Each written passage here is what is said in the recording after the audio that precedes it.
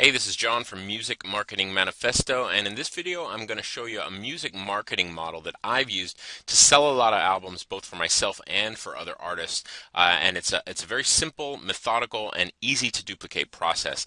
Now, as I mentioned, this is a strategy that I've used not only in my own career, but I've used it as well as a consultant for other artists. In fact, recently I used this exact model to help an artist set the all-time single-day sales record for CD Baby. In fact, he hit #1 on the CD Baby charts and even broke into the Billboard charts, and if you can believe it, our marketing budget was a whopping $443.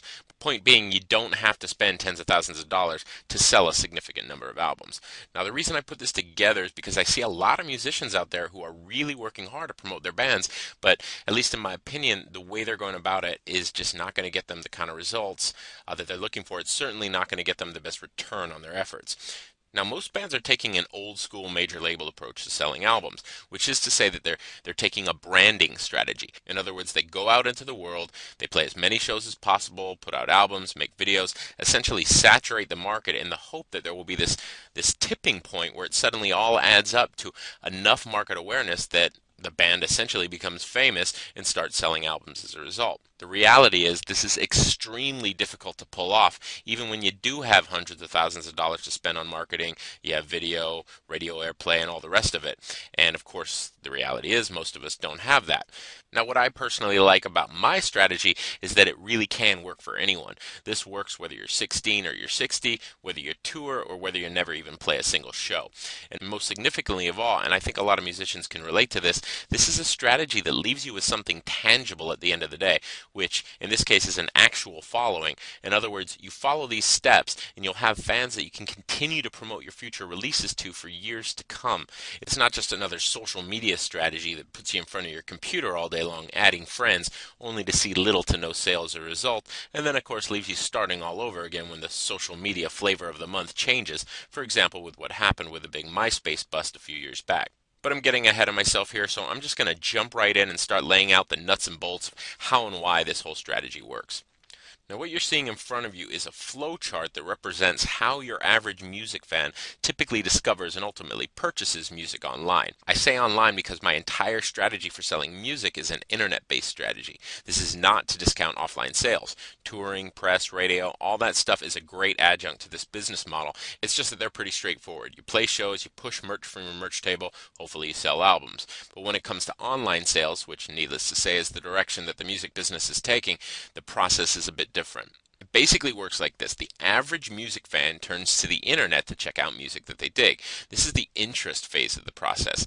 If a person likes an artist, they want to consume more. They want to hear more, they want to learn more, see more, etc. At that point, they go to Google and to a lesser extent sites like Facebook, Twitter, YouTube, and enter terms that pertain to their favorite band. For example, a fan of Bob Dylan might search Bob Dylan or Bob Dylan lyrics, Bob Dylan reviews, that sort of thing.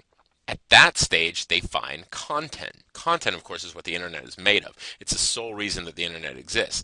Now, in this case, the content might be a review of a Bob Dylan album, gossip about his life, lyrics to his songs, any number of things. Now, this here is where you as a musician has an enormous opportunity. This is where you can step in and be the content creator by publishing your own keyword targeted content that is designed to pull in the search queries of your potential fans. In other words, sticking with the Bob Dylan example for a second, if you were a folk musician yourself and you thought that your potential fans might also be Bob Dylan fans, you might write an article titled Highway 61 Revisited Review, just as a hypothetical example.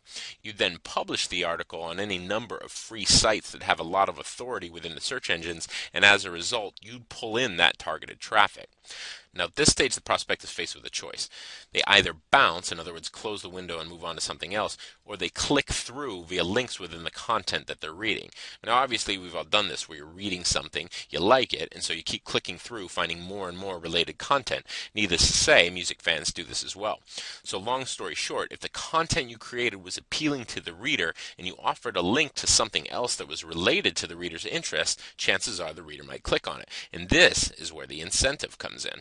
What you do here is you create a special web page, which is often called a squeeze page.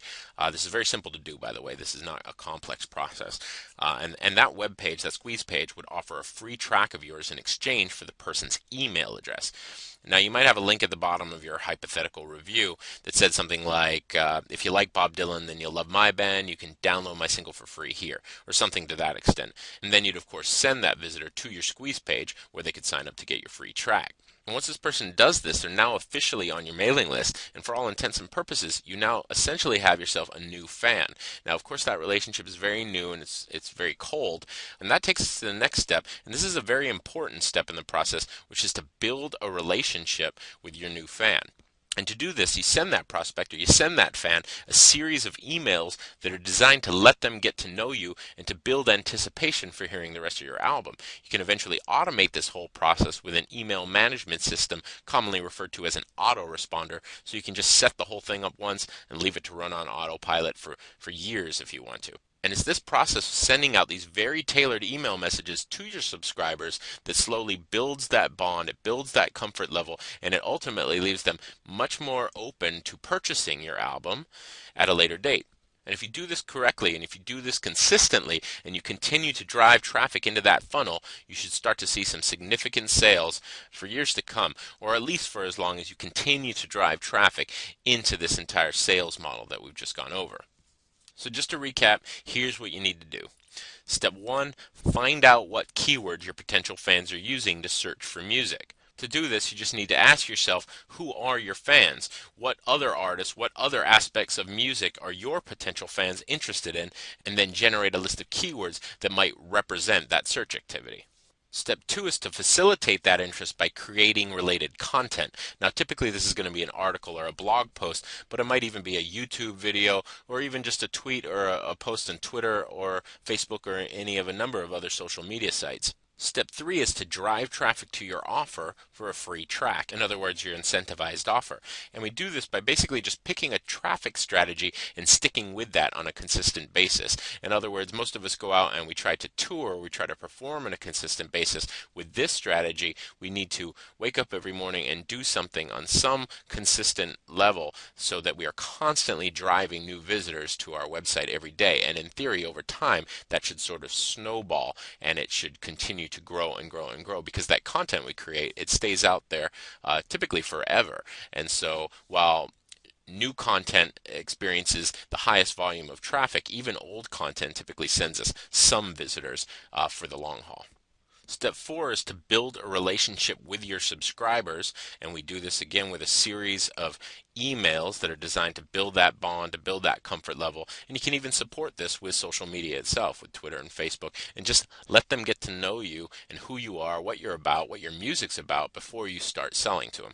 But of course, it would all be for nothing if we didn't go to step 5, which is to sell your album to your subscribers. At the end of the day, it's the music business, and we're here to make money. So this, of course, is where it all comes together, and we hopefully start to see some sales as a result of all the other steps. And once you've done that, once you're starting to see some sales come in other words, once you've built a profitable sales funnel, we go to step 6, which is to scale things up. And what I mean by that is it is an awful lot of work to continuously sell $10 or $15 products, or CDs that is, to sell those over and over and over again to new customers.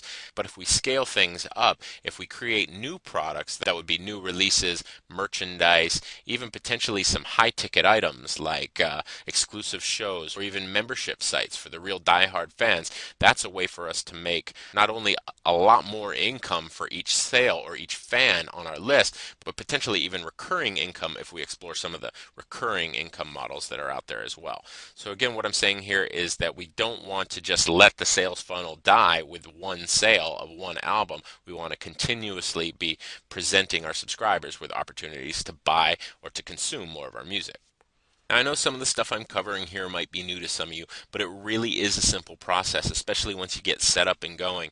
If you're interested in taking things to the next level, I've created an in-depth home study course that will teach you how to set this whole machine up. I teach you how to quickly create a website that converts. I show you how to turn visitors into actual subscribers and how to convert subscribers into actual record buyers.